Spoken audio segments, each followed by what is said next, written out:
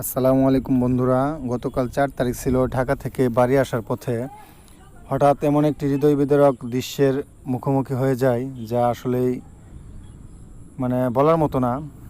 জামালপুর থেকে বাড়ি আসার পথে ঝিনাই ব্রিজের পর আরেকটি ব্রিজ আছে মালঞ্চর আগে, মেলান্দহ মালঞ্চর আগে।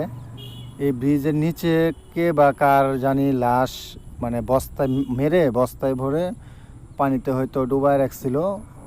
নদীর পানি বৃদ্ধির সাথে সাথে এটা আসলেই ভেসে আসছে নাকি ভেসে উঠছে নিচে থেকে, কেউই কিছু বলতে পারতেছে না। তারপর গাড়ি থামিয়ে দেখি অনেক লোকের জটলা, নিচে দেখি এভাবে বস্তাবন্দি লাশ পড়ে রয়েছে। ইতিমধ্যে আইন শৃঙ্খলা বাহিনীর সদস্য ভাইরা আসছে, তারা দেখতেছে। আসলে কি বলবো, এলাকার ভিতরে এরকম ঘটনা এটি খুবই মর্মান্তিক এবং হৃদয় বিদারক। অনেক লোকের জটলা দেখতে পাচ্ছেন এখানে, নাকি কেউ বলতেছে আরও বস্তা আছে ওইদিকে, নাকি বস্তা দেখা যাচ্ছে 3-4টে বস্তা নাকি এর ভিতরে সাদা সাদা দেখা যাচ্ছে, অনেকে বলতেছে।